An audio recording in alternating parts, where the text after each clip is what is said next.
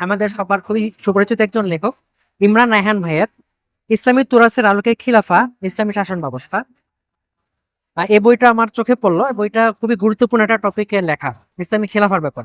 তো বর্তমান সময়ে আসলে আমাদের সাধারণ মানুষ যারা, তাদের ভিতরে একটু ইসলামী শাসন সম্পর্কে খুব পরিষ্কার ধারণা নাই। এবং বিশেষ করে আমরা একটা জিনিস দেখেছি যে সরই রাষ্ট্র ব্যবস্থা এর কথা বলে সেটাকে জঙ্গিবাদের সাথে একটা মিলিয়ে ফেলার একটা ভ্রান্ত একটা প্রবণতা আছে।